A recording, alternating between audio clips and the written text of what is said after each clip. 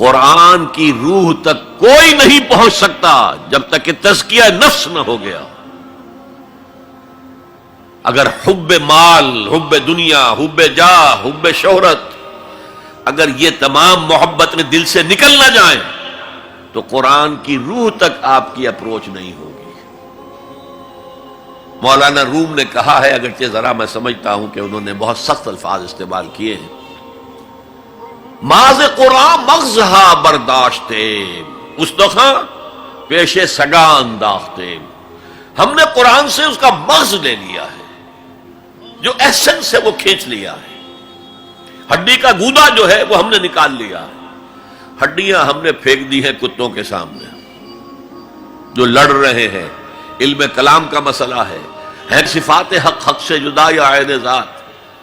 قرآن مخلوق ہے یا نہیں ہے، غیر مخلوق، اور بڑے بڑے ہو رہے ہیں اس کے اوپر. یہ کتے لڑ رہے ہیں ان ہڈیوں کے اوپر. ہم نے اس میں سے اصل شے نکال لی. وہ کیا ہے؟ اللہ کی محبت، اللہ کی معرفت. یہ ہے اصل شے. ماذ قرآن مغزہ برداشتے استخاں پیش سگا انداختے.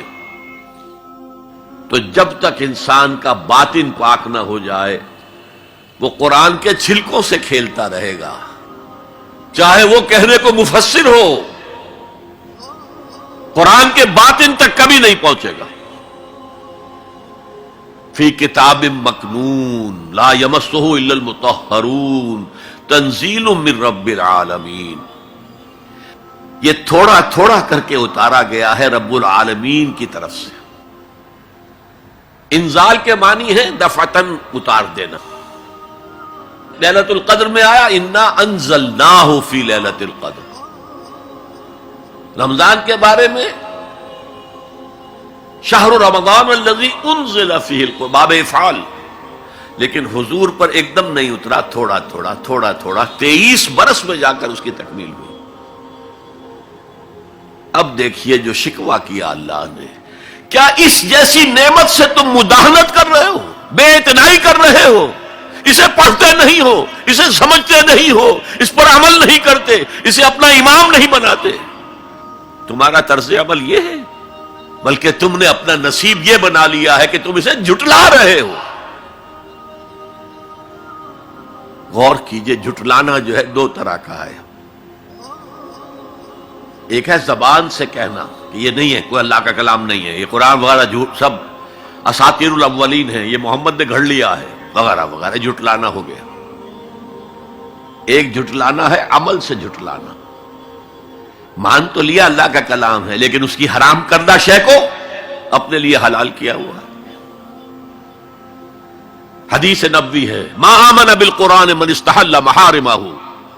اس شخص کا قرآن پر کوئی ایمان نہیں ہے جو اس کی حرام کردہ چیز کو اپنے لیے حلال ٹھہرا لے. اس سے اعتبار سے غور کیجئے. اور اس کی مثال بھی دی ہوئی ہے سورہ جمعہ میں.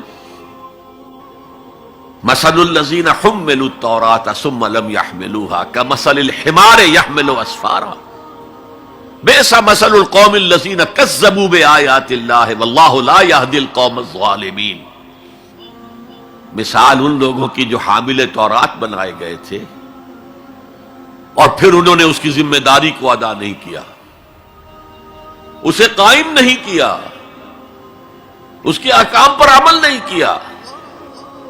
جیسے فرمایا ہے سورہ اعراف میں قل یا اہل الکتاب، کہہ دیجئے اے نبی صلی اللہ علیہ وسلم، اے کتاب والو لستم علی شیء حتی تقیموا التوراۃ والانجیل وما انزل الیکم من ربکم.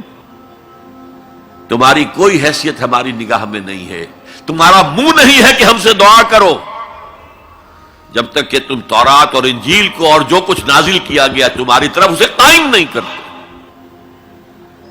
آج اللہ ہماری دعائیں نہیں سنتا.